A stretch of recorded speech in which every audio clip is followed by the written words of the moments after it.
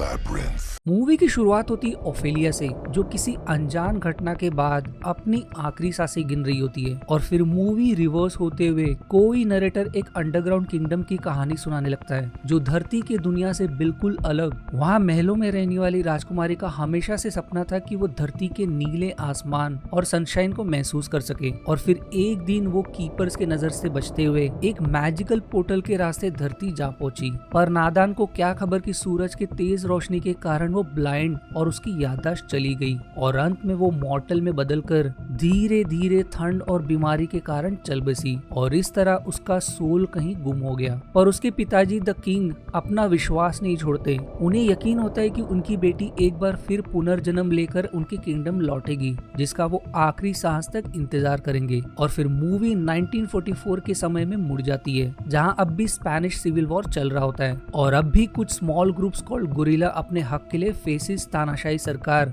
Francisco Franco के against अब भी लड़ रहे हैं। और उसी दौरान कैरमेन अपनी बेटी ओफेलिया के साथ अपने सेकंड हस्बैंड विडाल के साथ रहने के लिए सफर कर रही होती है, जो किसी ओल्ड मिल में तैनात है गुरिल्ला ग्रुप के अगेंस्ट लड़ाई के लिए। कैरमेन की कहानी ये है कि उनके पहले पति एक टेलर थे जो वॉर में चल बसे, और ओफेलिया उनकी संतान थी जिसे फेरी टेल की किताबें बहुत पसंद है। वहीं अभी कैरमेन विडाल के बच्चे से प्रेग्नेंट है। उन्हें मजबूरी में फिर से शादी करनी पड़ी ताकि ओफेलिया के भविष्य पर असर न पड़े। प्रेगनेंसी के कारण उनकी तबीयत ऑलरेडी खराब थी, और अब इस ट्रैवल के कारण और भी होने लगती है। इसलिए सफर के बीच वो थोड़ी खुली सांस लेने के लिए कार्स को घने झाड़ियों के बीच रुकाती है। और उसी दौरान जब सभी कैरमेन की तबीयत में बिजी होते हैं, ओफेलिया को कुछ दूर टहलने पर एक पत्थर मिलता है जिसके पीछे अजीब कार्विंग होता है। वहीं कुछ दूरी पर उसे एक स्टैचू भी नजर आता है, जिसे देखकर उसे साफ समझ आता है कि ये पत्थर इसका हिस्सा है। जैसे ही वो उस पत्थर को स्टैचू में फिट करती है, अचानक से स्टैचू के होल से एक ग्रासहोपर रेंगते निकल आता है, जो बिल्कुल उसके फेरी टेल किताबों की तरह दिखाई देता है। सरप्राइजिंग बात ये कि वो ग्रासहोपर उनका पीछा करते हुए उनके डेस्टिनेशन तक आ पहुंचता है। वो मानो ओफेलिया को टीज करते रहता है, और ओफेलिया क्यूरियोसिटी में उसका पीछा करते हुए किसी मिस्टीरियस गार्डन जा पहुंचती है, जो भूल भुलैया झाड़ियों से घिरा दिखाई देता है। इससे पहले कि ओफेलिया आगे एक्सप्लोर करे, उसकी मेड मर्सिडीज उसे पुकार लेती है, और हमें ग्रास हॉपर को देखकर साफ नजर आता है कि मानो वो डिसअपॉइंटेड हो। अब हमें मूवी के मेन कैरेक्टर्स के बारे में कुछ पता चलता है, जैसे विडाल बहुत ही स्ट्रिक्ट, डिसिप्लिन और समय का पक्का होता है, जो देश के तानाशाही के ओबीडियंट फॉलोवर होने के नाते उस पर मासूम गुरिल्ला ग्रुप को खत्म करने का जुनून सवार होता है। इसलिए एक समय बिना सोचे समझे मासूम फार्मर्स को उन ग्रुप का खबरी समझकर निर्दय तरीके से खत्म कर देता है। ईगोइस्ट विडाल ने कैरमेन की तबीयत की परवाह ना करते हुए उसे जानबूझकर इतने दूर ट्रैवल करवाया, सिर्फ इसलिए ताकि अपना मिशन अचीव करने पर उसके बेटे को एक प्योर स्पेन में सांस लेने का मौका मिले।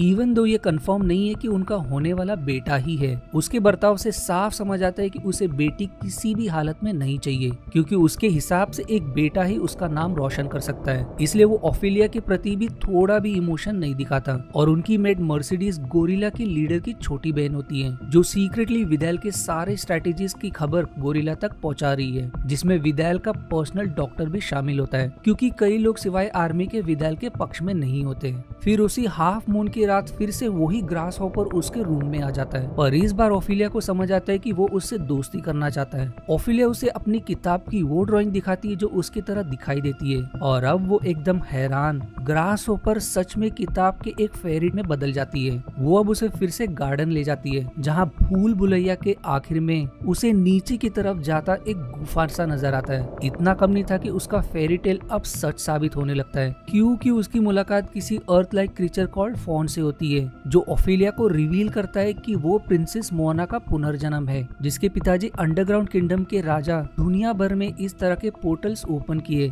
इस उम्मीद में कि किसी दिन उनकी बेटी लौटेगी। अपने बातों को प्रूव करने के लिए वो उसे बताता है कि उसके लेफ्ट शोल्डर पर हाफ मून का मार्क है, और पोर्टल पर बना चित्र उसका यानी कि फॉन खुद और ओफेलिया का चित्र है। पर किंगडम में लौटने के लिए उसे फुल मून से पहले 3 परीक्षा पास करनी होगी, ये प्रूव करने के लिए कि वो पूरी तरह से मॉर्टल नहीं बन गई। वो उसे द बुक ऑफ क्रॉसरोड्स देता है, जो उसे भविष्य और परीक्षा के बारे में बताएगा, जिसे उसे अकेले में ओपन करना है। पर ओफेलिया तभी ओपन करती है और उसे सिर्फ ब्लैंक पेजेस दिखाई देते हैं। इससे पहले कि वो रिटर्न सवाल करे, फोन गायब हो जाता है। अब अगली सुबह ओफेलिया को अब भी अपने फेरी टेल अनुभव पर यकीन नहीं होता, इसलिए अकेले में पहले तो अपना मार्क चेक करती है, जो कि सच साबित होता है, और अपने टेस्ट के लिए उस बुक को ओपन करती है। और तब उसे उसका पहला टेस्ट मिलता है, जहाँ मील से कुछ दूर एक पेड़ है जो मरने के कगार पर है, क्योंकि एक मॉन्स्टरस मेंढक ने उसके जड़ में अपना घर बना लिया है, जिसके कारण वो पेड़ कमजोर होता जा रहा है। इसलिए उसे कैसे भी करके मेंढक के मुंह में मैजिकल बीन्स डालने हैं, ताकि वो उसके शरीर से गोल्डन की रिट्राइव कर सके, जो उसे अगले टेस्ट में काम आएगा, और तभी वो ट्री थ्राइव कर पाएगा। ओफिलिया एकदम उत्साहित में कीचड़ से होते हुए पेड़ के नीचे की गुफा में एंटर करती है, जहाँ अंत में उसका सामना रियल जायंट मॉन्स्टरस मेंढक से होता है, जो कई समय से रूट के नीचे कीड़ों को खाकर सर्वाइव कर रहा है। ओफिलिया घबराई पर हिम्मत करके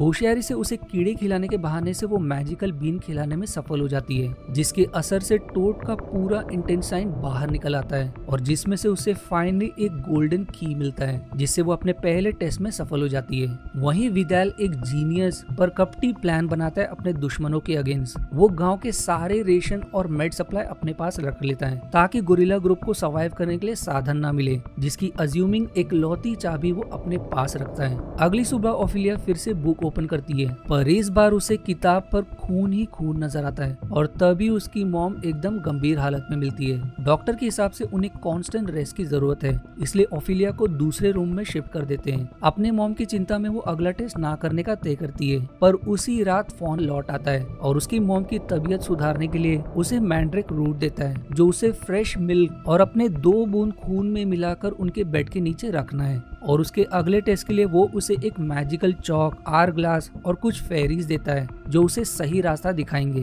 क्योंकि उसका अगला टेस्ट बेहद खतरनाक है। वहीं उसे समय रहते लौटना होगा, और कुछ भी करके गलती से भी वहां रखे फीस्ट को हाथ नहीं लगाना है। और ये कहकर वो गायब हो जाता है। अब ओफिलिया फिर से बुक ओपन करती है, और जैसा कि फोन ने आगाह किया था, किताब पर कुछ शैतानी तस्वीर नजर आती है। किताब के अनुसार उसे मैजिकल चौक की मदद से एक दरवाजा बनाना है, जिसके खुलते ही उसे आरग्लास को शुरू करना है, और वो ठीक वैसा ही करती है, और खुद को किसी भयानक डंजन लाइक किले में पाती है, जहाँ डरावनी आवाज और किले के आखिरी में एक भयानक क्रीचर फीस्ट के सामने बैठा दिखाई देता है, जिसकी आंखें प्लेट पर सजी होती है, और दीवार पर डरावनी बच्चों को खाने वाली चित्र बनी होती है। ओफिलिया एकदम डरी और सहमी इंस्ट्रक्शन के अनुसार फेरिस को रिलीज करती है, जो उसे तुरंत 3 दरवाजे में से बीच के दरवाजे की तरफ इशारा करते हैं, जहां उसे अपना गोल्डन की का प्रयोग करना है। पर बीच वाला सही नहीं निकलता, इसलिए वो अपने चॉइस के अनुसार दूसरे डोर में की एंटर करती है, जो सही निकलता है, और उसके अनलॉक होने पर उसे एक शाइनी चाकू मिलता है, और अब उसे बस यहाँ से निकलने का काम करना है। पर नादान ओफिलिया फोन के वार्निंग के अगेंस्ट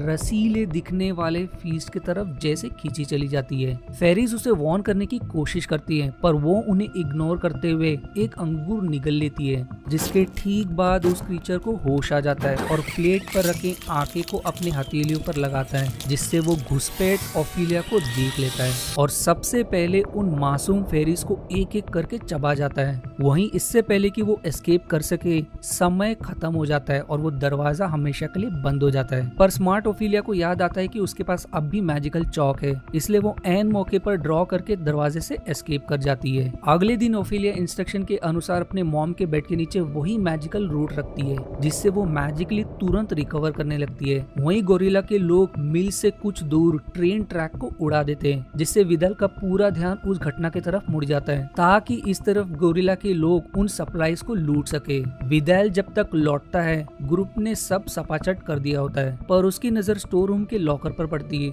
जो साफ नजर आता है कि उसे की के मदद से ओपन किया गया है, और उसका शक तुरंत मर्सिडीज पे जाता है, क्योंकि उसी ने उसे कहा था कि स्टोर रूम का सिर्फ एक ही की है, जो कि अब भी उसके पास होता है। बट इन सब का कंक्लूजन यही निकलता है कि इस की का डुप्लीकेट की भी है, जो शायद से मर्सिडीज के पास है, और वो शायद से सीक्रेटली गोरिल्ला की मदद कर रही है। उसका लक कि गोरिल्ला के लोग ज्यादा दूर तक एस्केप नहीं किए होते, इसलिए अंत में एक उनके हाथ लग जाता है, जिन्हें विदल पूरी तरह से टॉर्चर करता है अपने साथियों का पता बताने के लिए। वहीं उसी रात फोन लौटता है, और उसके रूल्स ना फॉलो करने का पता चलने पर वो उस पर बरस पड़ता है, और आखिरी टेस्ट देने से साफ मना कर देता है, जिसका मतलब है कि वो यहाँ मॉर्टल बनकर हमेशा के लिए फंस जाएगी। यहाँ विदाल डॉक्टर को कैदी को क्योर करने को कहता है, ताकि वो उसे बार बार टॉर्चर कर सके, पर डॉक्टर तरस खाकर उसके ऑर्डर को डिसोबे करते हुए कैदी को तड़पते दर्द से हमेशा के लिए छुटकारा दे देता है, जिसके एज पनिशमेंट उसे अपनी जान गंवानी पड़ती है। वहीं ओफिलिया के रूट क्योर का पता चलने पर